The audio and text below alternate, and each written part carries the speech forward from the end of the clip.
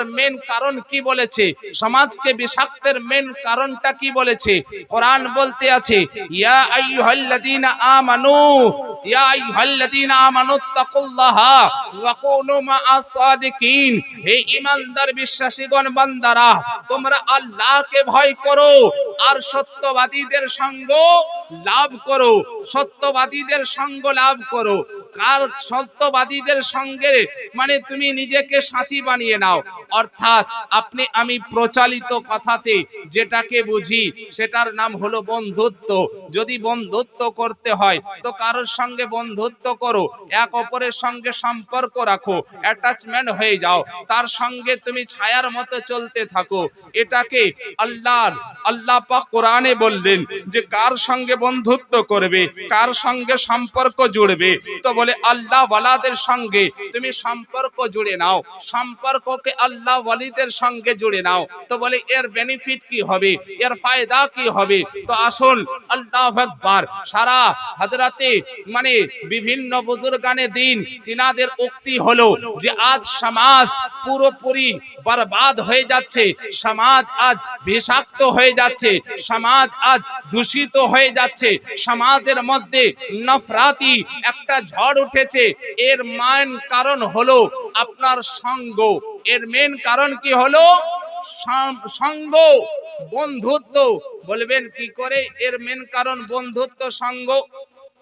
তো আজ দুনিয়াতে না শিক্ষার অভাব, না দুনিয়াতে অর্থের অভাব, না দুনিয়াতে পজিশনের অভাব, না দুনিয়াতে পাওয়ারের অভাব।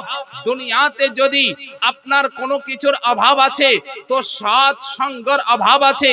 দুনিয়াতে যদি আপনার কোনো কিছুর অভাব আছে তো সৎ মানুষের অভাব আছে।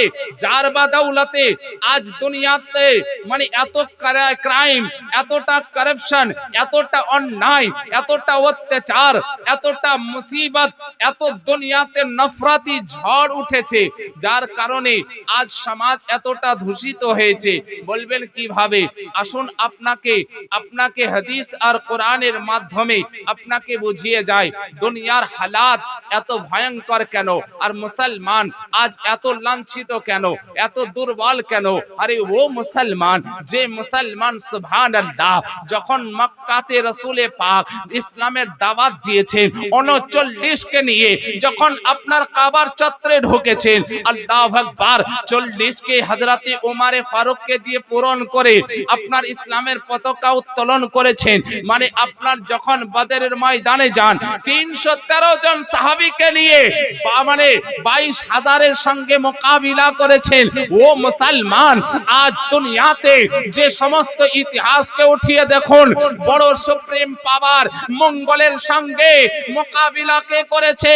মুসলমান সুলতান সালাহুদ্দিন আইয়ুবী করেছে। আরে চেঙ্গিস খানকে পরাজয় কে করেছে? তো আল্লাহু আকবার, ও সমস্ত মুসলমানদের মুজাহিদ, নবী কে মাননে वाला, আল্লাহ পাকের মানে প্রতি আল্লাহর কালেমা পড়নে वाला একজন মর্দে মুজাহিদ যে সুলতানাত ওসমানিয়া কায়েম করেছে। ये বাজে তিনি রোম, মঙ্গল, সমগ্র আপনার দুশমনকে যে পরাজয় করেছে, আজ পর্যন্ত দুনিয়া দেখতে আছে সুপ্রিম পাওয়ার বলে পুরো দুনিয়াতে যে আপনার প্রভাবিত হয়ে আছে, তার সঙ্গে যদি এখনো ডেটে টিকে আছে সেও একটা মর্দে মুজাহিদ, ইরান এখনো টিকে আছে। বলুন সুবহানাল্লাহ। আরে মুসলমান, এ মুসলমান এত কমজোর কেন, এত দুর্বল কেন? মুসলমানের এই কমজোরি আর দুর্বলতা কোথা থেকে এসেছে? আমি কোনো উকসানি আর কোনো আমি মানে কোন রকম ভাবে মানে উকসানিমূলক বা টিপ্পনি করছি না। আমি শুধুমাত্র সমাজের মেন বিষাক্ত কোথা থেকে আসছে সেটাকে আমি আপনাকে ধরাতে চাইছি। আমি আমার মধ্যে খামি বের করতে চাইছি। আমি আমাদের মধ্যে যে আমাদের কমি আছে সেই কমিটাকে দূর করতে চাইছি। আমরা ইসলাম হলো সর্ব মানে শ্রেষ্ঠ ধর্ম, ইসলাম হলো শান্তির ধর্ম, ইসলাম হলো আপনার নম্র আর বিনয়ের ধর্ম। ইসলামের মধ্যে কোনো রকম মানে উত্তেজনা পছন্দ করে না। ইসলাম কখনো কাউকে বিনা কারণে জুলম করে না।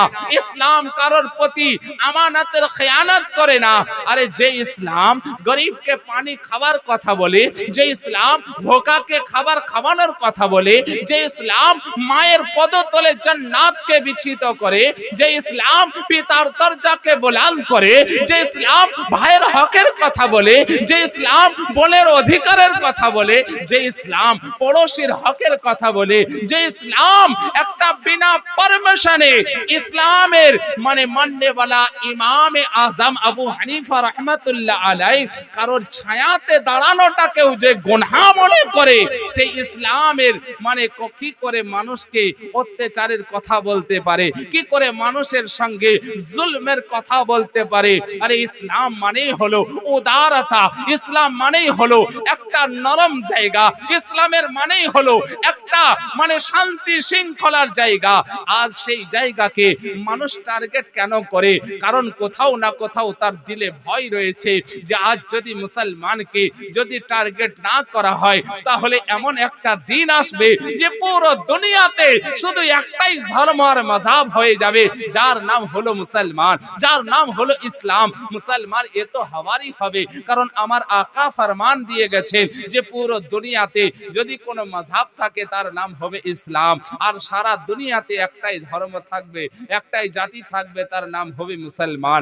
তো আসুন সেই মানে বুজুর্গানে দিন বলছেন সঙ্গ কারণে, সঙ্গ দোষের জন্য, বন্ধুত্বর কারণে আজ পুরো দুনিয়া এত বিষাক্ত, এত মানে আপনার দুনিয়া এত আপনার জঘন্য জায়গায় পৌঁছিয়েছে। বলবেন এর আসল কারণটা, এর মানে আসল বিশ্লেষণ কিভাবে হবে? যে বন্ধুত্বের সঙ্গে সমাজের কি সম্পর্ক, বন্ধুত্বের সঙ্গে সোসাইটির কি সম্পর্ক, বন্ধুত্বের সঙ্গে দেশের কি সম্পর্ক, বন্ধুত্বের সঙ্গে আপনার কারাপশনের কি সম্পর্ক, বন্ধুত্বের সঙ্গে এই সমস্ত দুনিয়ার দুর্নীতির কারণের এর সঙ্গে কি এমন রিলেটিভ আছে, এর সঙ্গে কি সম্পর্ক আছে? তো এর সঙ্গে বড় সম্পর্ক আছে। যেমন আপনি আমি যখন সন্তানকে দেখি তো বাপ আপনাকে আমাকে কি বলে, বেটা চোরের সঙ্গে বসো না, না হলে লোকে চোর বলবে, বেটা মাতালের সঙ্গে বসো না, না হলে লোকে মাতাল বলবে, বেটা তুমি জোয়ারির সঙ্গে বসো না, না হলে লোকে জোয়ারি বলবে, বেটা শরাবের সঙ্গে বসো না, লোকে তোমাকে শরাবি বলবে। মুসলমান আজ আপনাকে আমি বলতে চাই, দুনিয়া আজ এই সঙ্গ দোষের কারণে আজ দুনিয়া বিষাক্ত জায়গায় গেছে, বিষাক্ত মহলে পরিণত হয়েছে। আসুন তার এক একটা করে আপনাকে রিজন বলে দেয়। প্রথম একটা কি বলেছিলাম যে এক আল্লাহর ওলি, এক বুজুর্গ দুনিয়াতে এসেছে, আর কোরআন আপনাকে আমাকে মানে গাইডলাইন দিয়েছে, কোরআন আপনাকে আমাকে নির্দেশ দিয়েছে, তুমি সঙ্গ দোষে সঙ্গেও লাভ করো, তুমি নেক বান্দার সঙ্গে সুসম্পর্ক রাখো, নেক বান্দার সঙ্গে তুমি যখন নিজের কানেকশন রাখবে তো সে তোমাকে কি করবে, কোথায় পৌঁছাবে, তোমার পজিশন কি হবে, তার পুরো বিশ্লেষণ করেছে কোরআনই। এই মানে আয়াতকে আমি আপনাকে হাদিস দ্বারাতে আর এক বুজুর্গর ঘটনা দ্বারাতে আপনাকে বিশ্লেষণ করতে চাইছি। হযরতে শফিক বালকি রহমাতুল্লাহ আলাই একজন বড় বুজুর্গ, যার কাছে বড় বড় মুজতাহিদ, বড় বড় হাদিস মানে বিশ্লেষণকারীরা গিয়ে শিক্ষা নিত। তার শাগরিদ হয়ে, তার শিষ্য হয়ে হযরতে আতিব বিন আসামা রাদিয়াল্লাহু তাআলা আনহু 30 বছর যাবত শিক্ষা নিলেন। নেওয়ার পরে এবার জিজ্ঞাসা করছে, বেটা তুমি 30 বছর আমার সঙ্গে থাকলে, বলো তুমি 30 বছরে আমার কাছে কি শিখলে? হযরতে আতিব বিন আসামা বলছে, হুজুর এই 30 বছরে আপনার কাছে 8টা মাত্র জিনিস শিখেছি। কটা? 8টা মাত্র জিনিস শিখেছি। হযরতে শফিক বালকি বললেন, ইন্না লিল্লাহি ওয়া ইন্না ইলাইহি রাজিউন। শুধুমাত্র 8টা 30 বছরে? বলে হ্যাঁ হুজুর 8টা জিনিস শিখেছি। তো হযরতে শফিক বালকি তখন বললেন, বেটা এই 8টা জিনিস যে শিখেছো সেই 8টা জিনিস তুমি এক এক করে আমাকে বলো, আর আমি তোমাকে 8টা জিনিস শোনার পরে আমি তোমাকে এর প্রতি উত্তর দেব যে কোরআন, তাওরাত, জবুর, ইনজিল এই আল্লাহর 4 গ্রন্থে এই 8টা জিনিসের বিষয়ে কি বলেছে তার পুরো উত্তরটা আমি তোমার এই 8টা জিনিসকে শিখে মানে শুনে আমি তোমাকে বলবো। তুমি যে আমার সঙ্গে 8টা জিনিস 30 বছর থেকে 8টা কর্ম তুমি যে শিখেছো, সেই 8টা কর্ম তুমি এক এক করে আমাকে বলো। আর সবার শেষে আমি এই 8টা কর্মের ব্যাপারে তাওরাত কি বলেছে, জবুর কি বলেছে, ইনজিল কি বলেছে, আর আল্লাহর পাক কালাম পবিত্র কোরআন কি বলেছে। 4টেই কিন্তু আল্লাহর কালাম, 4টেই আল্লাহর কিতাব, আসমানি কিতাব। আসমানি কিতাব কতগুলো আছে জানেন তো? আসমানি কিতাব 104 খানা, 100 খানা সহিফা যেগুলোকে ছোট কিতাব বলে, আর 4 খানা হলো বড় কিতাব। তার মধ্যে একটা হলো তাওরাত, একটা হলো জবুর, একটা হলো ইনজিল, আর লাস্ট কিতাব হলো পবিত্র কোরআন।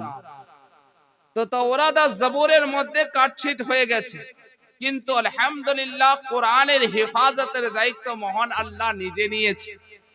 আর যার বা দাওলাতে এই কোরআনকে কেউ চেঞ্জও করতে পারবে না, কেউ মানে কমাতে বাড়াতেও পারবে না। যখন কুফারে মক্কা চেয়েছিল সূরা ফিলের পরিবর্তে সূরা বানাতে, বলেছিল এটা মুহাম্মাদের বানানো কোরআন, তখন আল্লাহ পাক হুকুম দিলেন, হে মাহবুব আপনি ওপেন চ্যালেঞ্জ দেন যে ফাতু বিসূরাতিন মিন মিসলিহি ওয়াদউ শুহাদাকুম, যে আছো কেউ পুরো দুনিয়া মিলে তোমরা একজোট হয়ে যাও আর কোরআনের মতো একটা আয়াত তো তৈরি করে দেখিয়ে দাও। কোন দিন পারোনি, কিয়ামত পর্যন্ত পারবে না, বলুন সুবহানাল্লাহ। আল্লাহ পাক কোরআনে তার চ্যালেঞ্জ দিয়েছে, এখনো পর্যন্ত দুনিয়াতে কোনো মায়ের লাল জন্মায়নি যে ওই কোরআনের ওই মানে চ্যালেঞ্জকে অ্যাকসেপ্ট করে নেয়। তো কোরআন বোঝাও অত সহজ নয়। 14 বছর 16 বছর পড়ার পরেও সে কোরআনকে বুঝতে পারা যায় না, ঠকর খেয়ে যায়। আর দুদিন যে পেশাব করে পানি নেয় না, সে কোরআনের বিশ্লেষণ করে বলছে কোরআনে অমুক লেখা আছে তমুক লেখা আছে। ও তো মামুলি কথা নয়। তো হযরতে আতিব বিন বালখি রাহমাতুল্লাহ আলাইহি হযরতে শফিক বালখি বলতে লাগলেন, বেটা আজ 30 বছরে তুমি আমার কাছে যে 8 খানা জিনিস শিখেছো, তার মধ্যে নাম্বার 1 কি শিখেছো তুমি একটুকু বলো। হযরতে আতিব বিন আসামা রাদিয়াল্লাহু তাআলা আনহু তিনি বললেন, তার আগে আপনাকে একটা কথা বলি, আসামা শব্দের অর্থ, হযরতে আতিব বিন আসামাকে আসামা কেন বলে? আসামা মানে আপনার আরবি ভাষা, আর এটাকে আপনি আমি বাংলাতে যাকে মানে ঠসা বহিরা কালা বলি। তো হযরতে আতিব কালা বহিরা ছিলেন না। ইসলামের আদর্শ দেখুন, একজন মহিলা হযরতে আতিব বিন আসামার কাছে গেছেন কোনো কিছু ইসলামিক শিক্ষা নেওয়ার জন্য। তো উনি যাওয়ার পরে ওই বুজুর্গর সামনে ওনার একটুকু বাতকম্য হয়ে গেছে, মানে বাতকম্য যেটাকে আপনি চলিত ভাষায় বলেন মানে হাওয়া পাস হয়ে গেছে। তো নারী হলো একটা ইজ্জতের জিনিস, নারী হলো বড় সম্মানের জিনিস, যে সম্মান আমার রাসূল আমাদেরকে শিখিয়েছে, আমার আল্লাহ কোরআনে যার নির্দেশ দিয়েছে। তো সেই বুজুর্গানে আল্লাহ ওয়ালা কে হয়? যারা নবীর সুন্নাতকে ফলো করে চলে, নবীর আদর্শকে আপন করে, আল্লাহ তাদেরকে দোস্ত বানিয়ে নেয়। তো হযরতে আতিব বিন আসামা তিনি একজন আল্লাহ ওয়ালা, আল্লাহর নেক বান্দা, তিনি নবীর সুন্নাতের আদর্শের উপরে নিজেকে তৈরি করেছেন। তো দেখছেন ওই নারী হাওয়া পাস হয়ে যাওয়ার কারণে নারীর আওয়াজ হয়েছে, নিজেকে বড় লজ্জিত, নিজেকে বড় অপমানিত ভাবছে যে আমি এক বুজুর্গর বারগাতে এসে আমার হাওয়া পাস হয়েছে, আওয়াজ হয়েছে, এক বুজুর্গ আমার পর্দা গোপনীয় জিনিস শুনতে পেয়েছে, জানতে পেরেছে, বড় নিজেকে লজ্জিত আর নিজেকে খুব ইতস্তত করছে। হযরতে আতিব বিন আসামা তখন দেখলেন মা আমার খুব লজ্জিত করছে, বড় নিজেকে ইতস্তত বোধ করছে, নিজেকে আনকমফোর্টেবল ফিল করছে। তখন হযরতে আতিফ বিন আসামা কানটাকে ছেড়ে দিয়ে বলছে, কি বলছো, একটুকু জোরে বলো, কি বলছো, একটুকু জোরে বলো, আমি কম শুনতে পাই। তখন ওই মেয়ে নিজেকে মানে আপনার রিল্যাক্স ফিল করলো, নিজেকে ইতমিনান হয়ে গেল যে আমার যে হাওয়ার মানে আওয়াজ হয়েছে সেটা উনি শুনতে পাননি। তখন উনি নিজেকে পুরো ইতমিনান বড় শান্তি ফিল করলো। কিন্তু হযরতে আতিফ বিন আসামা শোনার পরেও তিনার ইজ্জতের খেয়াল করে, তিনার সম্মানের খেয়াল করে, তিনার দিলকে জয় করার জন্য, তিনাকে লজ্জিত থেকে মানে নিরাপত্তা দেওয়ার জন্য নিজেকে বাইরা, নিজেকে ঠসা, নিজেকে কালার একটা অভিনয় করলেন। মুসলমান তো বুজুর্গানে দ্বীনের আদর্শ দেখুন। মুসলমান যেখানে একজন আল্লাহর ওলি একটা নারীর মানে দিল জয়ীর খাতিরে নিজেকে একটা বড় খুদ আর বড় একটা মানে আপনার খামিকেও সামনা করার কথাকে একবারও চিন্তা করে না যে দুনিয়া আমাকে কালা বলবে, দুনিয়া আমাকে বাইরা বলবে, দুনিয়া আমাকে ঠসা বলবে। কিন্তু না না, এ ইসলামের আদর্শ। ইসলাম তো সর্বপ্রথমে আদর্শের কথা বলে, আদবের কথা বলে, নীতির কথা বলে, রীতির কথা বলে। যার জায়গাতে কোন রকম ভাবে বেয়াদবের কোন জায়গা নেই, যার কাছে কোন রকম অসম্মানের কোন সাবজেক্ট থাকে না, ওই জায়গাটার নাম হলো ইসলাম। আল্লাহু আকবার। হযরতে মানে আতিফ বিন আসামার তখন থেকে নাম পড়ে গেল আসামা, অথচ এটা একটা টাইটেল হয়ে গেল। পুরো দুনিয়া আসামা নামে চিনতে লাগলো, যেটাকে বাংলাতে বহিরাট কালা বলে। তো হযরতে আতিফ বিন আসামাকে হযরতে শফিক বলখি জিজ্ঞাসা করছেন, বেটা তুমি যে 30 বছরে আমার কাছে 8টা জিনিস শিখেছো, সে 8টার মধ্যে নাম্বার 1 প্রথমটা কি শিখেছো একবার বলো।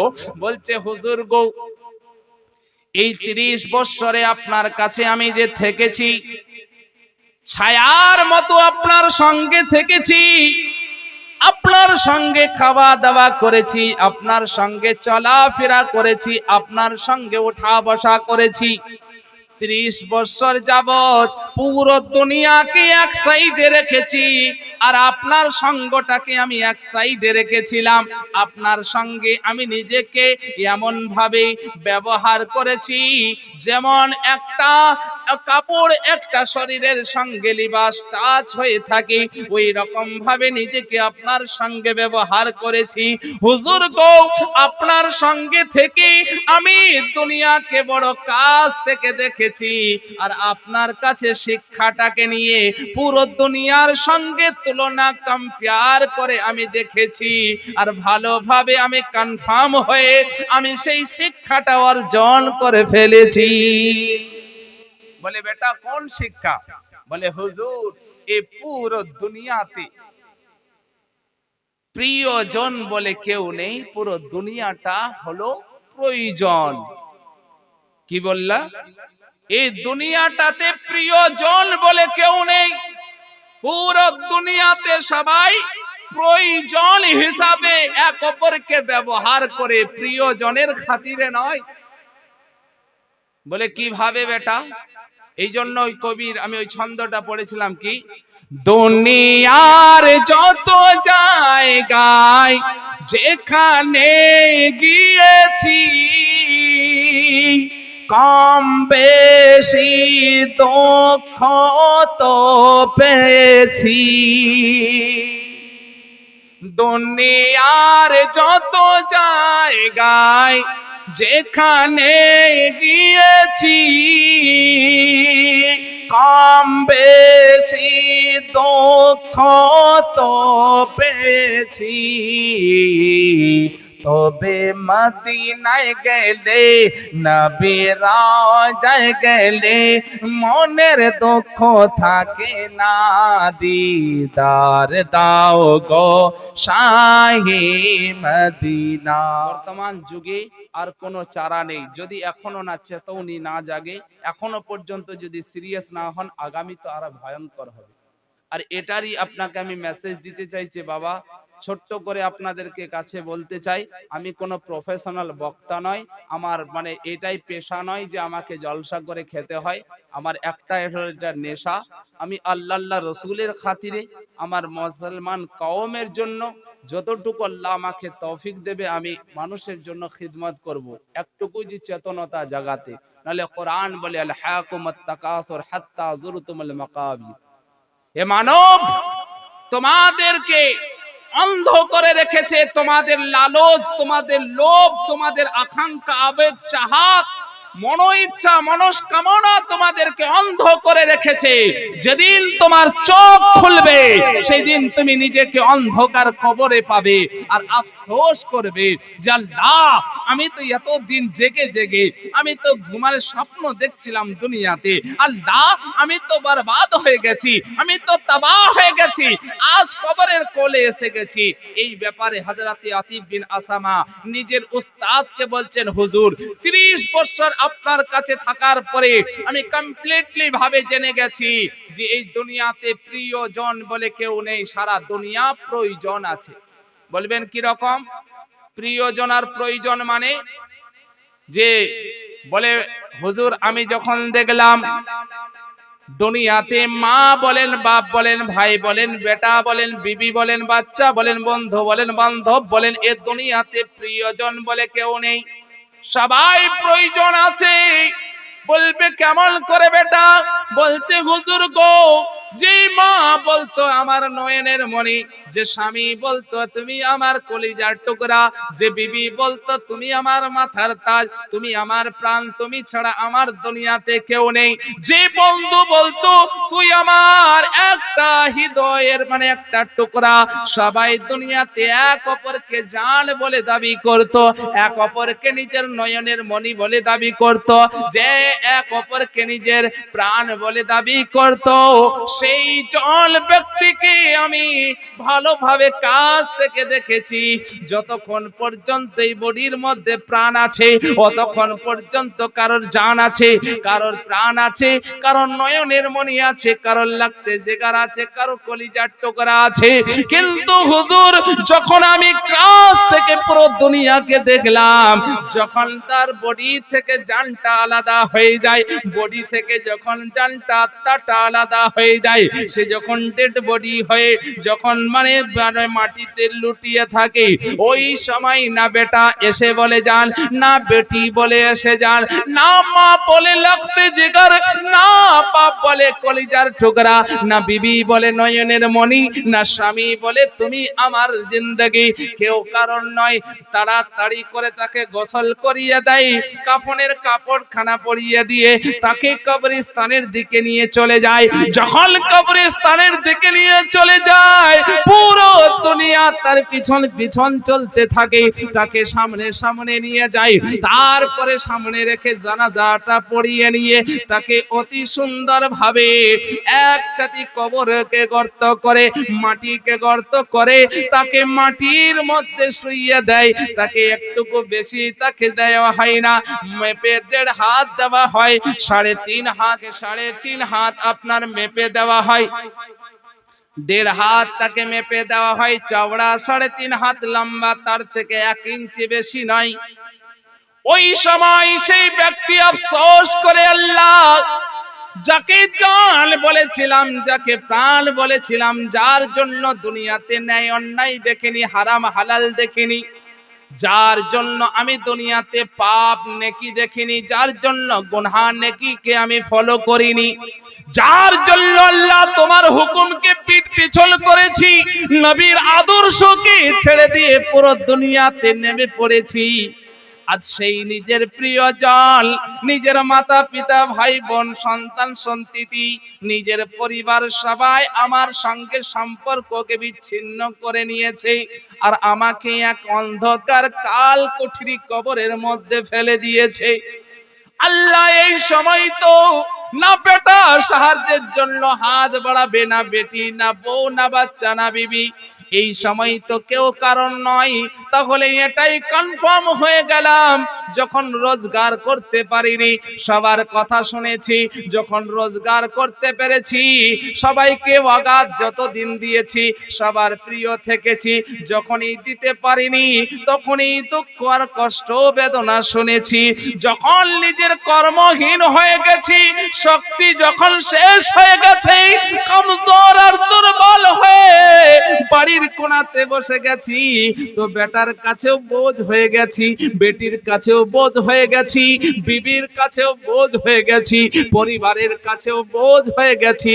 এই দুনিয়াটা তো একটাই জিনিস আমি ভালোভাবে বুঝে গেছি, প্রিয়জন বলে কেউ কাউকে মহব্বত করে না, প্রয়োজনের কারণেই এক অপরের সঙ্গে সম্পর্ককে গুছিয়ে নেয়, প্রয়োজনের জন্য, প্রিয়জনের জন্য নয়। এটা আমি ভালোভাবে আপনার কাছ থেকে জেনেছি। হযরতে আতিক বিন তাই তো বলছে, আপনি যতদিন মানুষকে দিতে পারলেন ততদিন আপনাকে গলার মালা করে রাখবে, যেদিনই আপনি তার একটা জিনিস ফরমাইশ পূরণ করতে পারবে না, আপনাকে একটাই কথা বলবে, জিন্দেগিতে তোমার কাছে আমার কোনো ভ্যালুই নাই, কোনো দামই নাই, কোনো কিছুই পেলাম না, সারা জীবন আমাকে কিছুই দিলে না, সব তো অপরকে দিয়ে লুটিয়ে দিলে, আমার জন্য কি করলে? মুসলমান, এ তো দুনিয়া, এই জন্য দুনিয়াতে যে কোনো জায়গায় যাবে, তাই কবি বলতে আছে, দুনিয়ার যত জায়গায় যেখানে গিয়েছি, কম বেশি দুঃখ তো পেয়েছি। যখন প্রিয়জন কাউকে দিল থেকে মোহাব্বত করে, তখন সে যদি একটা আঘাত দেয় যে তুমি তো আমাকে কিছুই দাওনি, তোমার কাছে তো কিছুই পাইনি, তো তখন আপনার দিলে কতটা আঘাত লাগবে। আরে যার জন্য আমি ন্যায় অন্যায় দেখিনি, যার জন্য দিন রাত দেখিনি, যার জন্য শরীরকে শরীর মনে করিনি, যার জন্য পুরো জওয়ানিকে বরবাদ করেছি, সে আজ আমাকে এইরকম মতে উত্তর দিচ্ছে, তো দিল ক্ষত বিক্ষত হয়ে যায়। আরে মুসলমান, তাই তো কবি বলতে আছে, দুনিয়ার যত জায়গায় যেখানে গিয়েছি, কম বেশি দুঃখ তো পেয়েছি, তবে মদিনায় গেলে, নবী রওজায় গেলে, মনের দুঃখ থাকে না, দিদার দাও গো শাহে মদিনা, দিদার দাও গো শাহে মদিনা। তো মুহাব্বত, এই জন্য কোরআন বলছে, আল্লাহ পাকের কোরআন বলে, ইয়া আইয়ুহাল্লাযীনা আমানুত্তাকুল্লাহা ওয়া কুনু মা'আস সাদিকিন, হে ঈমানদার বিশ্বাসীগণ বান্দারা, তোমরা আল্লাহকে ভয় করো এবং সত্যবাদীদের সঙ্গ লাভ করো। বন্ধুত্ব যদি কারোর সঙ্গে করো, কোয়ালিটি দেখে বন্ধুত্ব করো, এমন কারোর সঙ্গে বন্ধুত্ব করো, এমন কারোর সঙ্গে সম্পর্ক করো যে দুঃখী হলে পরে সেই বন্ধু তোমাকে খুশি দান করবে, যেই বন্ধু খুশিতে আরো তোমাকে আল্লাহকে স্মরণ করিয়ে দেবে, দুনিয়াতেও যে ফায়দা দেবে, আখিরাতেও যে ফায়দা দেবে, মুসিবতেও যে সাথ দেবে, আর যে কোনো হালাতে তোমার গাইড করবে, এমন কারোর সঙ্গে সম্পর্ক করো, এমন কারোর সঙ্গে তুমি সম্পর্ক জোড়ো। মুসলমান, এবার আপনাকে একটা যুক্তি দিয়ে বলতে চাই, একটা কোনো মানুষ যদি এক ভিখারির সঙ্গে সম্পর্ক রাখে, একটা কেউ যদি পথের ভিখারির সঙ্গে সম্পর্ক রাখে, তো ভিখারি ওকে কি কোনো হেল্প করতে পারবে? কারণ ওর তো মানে পেশাই হলো ভিক্ষা চাওয়া, যতক্ষণ না ভিক্ষা চলবে চাইবে ততক্ষণ তো নিজেরই চলবে না। হ্যাঁ, আর যদি কেউ একটা করোড়পতি আরবপতি এক বাদশা রাজার সঙ্গে সম্পর্ক রাখে, তো অর্থের দিকে কোনো দিক দিয়ে তার কোনো সমস্যা হবে না, কারণ তার তো অগাধ তার মানে সম্পত্তি আছে। অনুরূপ বলার বক্তব্য হলো, মুসলমান, এই দুনিয়াতে যে যাই বলুন না কেন, যাকেই যত আরবপতি করোড়পতি বলুন, সবাই হলো ভিখারি, সবাই ভিখারি। এই দুনিয়াতে এক অপরের কাছে সবাই চাই। হয়তো আপনি বলবেন, কি করে মুফতি সাহেব, আপনি তো চান না? তো আমি চাই না, আমি কারোর কাছে চাইছি, আপনি আমার কাছে চাইছেন, আপনার কাছে কেউ চাইছে, তার কাছে আর কেউ চাইছে, এক অপরের কাছে চাওয়ার সিস্টেম সবাই আছে। এই জন্য তো দেখেন, কোন ব্যক্তি বলেছে যে একটা বড় আজব নীলা দেখলাম, ভিতরে চাইছে মানে ভিখারি আর বাইরে চাইছে সেই ভিখারির কাছে মানে ভিতরে মসজিদে আসছে করোড়পতি, সে আল্লাহর কাছে চাইছে, আল্লাহ তুমি আমাকে দাও, আর ও যখন বেরিয়ে আসছে তো দুনিয়ার ভিখারি তাকে বলছে, মালিক আপনি আমাকে দাও। তো বাইরে চাইছে এক ভিখারি, আর ভিতরে চাইছে আরেক ভিখারি। তো সেই ভিখারির কাছে আবার বাইরের ভিখারি ভিক চাইছে। তো ও তো আরেক কারো কাছে চেয়ে এলো। তো চাইতে যদি কারোর কাছে হয় তো মালিকের কাছে চাও। তো সেই মালিক যাকে যাকে দিয়ে রেখেছে তার সঙ্গে সম্পর্ক রাখো। তো তুমি যার সঙ্গে সম্পর্ক রাখবে তোমার কোয়ালিটি তাই হবে। একটা যদি এমএলএ এর সঙ্গে আপনার বন্ধুত্ব হয়, তো এমএলএ কোটাতে যারাই বা আছে নামি দামি ব্যক্তি তারা আপনাকে চিনে যাবে। আপনার এমএলএ এর সঙ্গে বন্ধুত্ব থাকার কারণে কিছু কিছু আপনার প্রশাসনিক জায়গাতে আপনারও কথার কাজ এসে যাবে, কারণ আপনি একটা এমএলএ এর সঙ্গে সম্পর্ক রেখেছেন। মানে এমএলএ সেটা হলো ইলেক্টেড, তাকে ভোট দিয়ে তাকে এমএলএ বানিয়েছে, সে মেহনত করে সেই পদে গেছে। কিন্তু এমএলএ এর সঙ্গে আপনার যদি খুব অন্তরঙ্গ বন্ধু হয়ে যায়, আর যদি এমএলএ আপনাকে সব জায়গাতে নিয়ে যায়, থানাতে বলেন যে কোনো প্রশাসনিক মাহফিলে বলুক, তো আপনাকে যখন চিনে যাবে যে এটা এমএলএ এর বন্ধু, তো আপনারও ফোনে কাজ হবে, আপনারও ফেসে কাজ হবে, আপনারও কিছু আপনার ফরমাইশেও আপনার কাজ হয়ে যাবে, যেহেতু সঙ্গটা আপনার একজন পাওয়ারফুল লোকের সঙ্গে আছে। অনুরূপ বলার বক্তব্য আল্লাহ পাক পবিত্র কোরআনে বলেন, ইয়া আইয়ুহাল্লাযীনা আমানুত্তাকুল্লাহা ওয়া কুনু মাআস সাদিকিন। হে ঈমানদার বিশ্বাসীগণ বান্দারা, আল্লাহকে ভয় করো আর অমুক ব্যক্তির সঙ্গে সম্পর্ক রাখো যারা হলো সত্যবাদী, যারা হলো আল্লাহওয়ালা, যারা আল্লাহ আল্লাহ করে আল্লাহকে রাজি করে নিয়েছে, আর আল্লাহ যাদের প্রতি রাজি হয়ে গেছে তারা দুনিয়ার কোনো ভিখারি নয়, বরঞ্চ আল্লাহ দিন ও আখিরাতের আল্লাহ তাদেরকে বাদশাহ বানিয়ে পাঠিয়েছে। আল্লাহ দিন ও দুনিয়ার বাদশাহ বানিয়েছে। আসুন, আজ দুনিয়াতে আপনি আমি লাউ লাগিয়ে থাকি যে অমুক মালদারের সঙ্গে যদি বন্ধুত্ব হয় আমার জিন্দগি মানে সুধরিয়ে যাবে।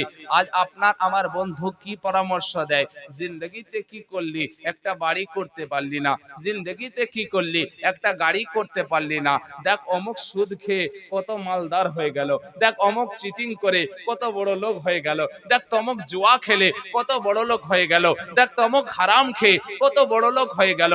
আজ আপনার আমার বন্ধুত্বর কারণে সমাজ দূষিত হয়ে যাচ্ছে। আপনার আমার ছেলেকে আমি ভালো একটা পরিবেশ দিয়ে মানুষ করতে চাই, যখনই বাড়ির বাইরে বার হয় আরো 5টা মাতালের সঙ্গে সে মিশে গিয়ে সেও মাতাল হয়ে যায়, না হলে জোয়ারির সঙ্গে মিশে সেও জোয়ারি হয়ে যায়। সেই রকম ভাবে একের পর এক সমাজ দূষিত হয়ে যাওয়ার কারণে একটা ভালো 10টা খারাপের পাল্লাতে পড়ে সেও খারাপ হয়ে যাচ্ছে। দুনিয়াতে যদি কোনো কিছুর অভাব আছে তো সৎ বন্ধুত্বের অভাব আছে, অনেস্ট বন্ধুর অভাব আছে, সৎ মানুষের অভাব আছে। আর এই সঙ্গ কারণে পুরো দুনিয়ার সিস্টেম আপনার জঘন্য হয়ে গেছে, পুরো দুনিয়ার সিস্টেম বরবাদ হয়ে আছে। প্যারে মুসলমান, যার কারণে সম্পর্ক যদি কারোর সঙ্গে করতে হন, এমন ব্যক্তির সঙ্গে এমন কারোর সঙ্গে সম্পর্ককে জুড়ে নিন যে আপনি বাড়িতে দুঃখী থাকলে পরে তার কাছে অটোমেটিক মেসেজ পৌঁছে যাবে, তোমার বন্ধু ফেড আপ হয়ে আছে, তোমার বন্ধু দুঃখী হয়ে আছে, তোমার বন্ধু পেরেশানে পড়ে আছে। সে এমন ভাবে তোমাকে সাহায্য করবে যে তুমি বুঝতে পারবে না যে তোমার বন্ধুর কাছে মেসেজ গেছে, তুমি মুসিবত থেকে পরিত্রাণ পেয়ে গিয়ে তোমাকে আল্লাহ খুশহালি দান করেছে। আসুন, একটা এই জায়গাতে আপনাকে একটা ওয়াকিয়া, একটা মানে হাদিসে পাক শোনায়, তাহলে আপনার আমার ঈমান তাজা হবে। দুনিয়ার এই জালিম বন্ধুর সঙ্গে সম্পর্ক লাগিয়ে আপনার আমার কত লস আর কত নোকসান হচ্ছে। আর আসল সম্পর্ককে যদি কারোর সঙ্গে জুড়লে পরে দুনিয়াতে বেনিফিট কি পাওয়া যায়, আখিরাতে তার ফায়দা কি হয়, আপনি এখনই বুঝতে পারবেন। আল্লাহু আকবার। যদি মুহাব্বত কাউকে করতে হয় নবী মুহাম্মদুর রাসূলুল্লাহকে করুন। বলে বেনিফিট কি, বলে দুনিয়ার কোন নেতাকে যদি মুহাব্বত করবেন সে নেতা আপনাকে চিনবে কি চিনবে না কোনো গ্যারান্টি নাই। কোন এমএলএ এমপির সঙ্গে সম্পর্ক গড়বে, সে আপনাকে ইউজ করছে না আপনাকে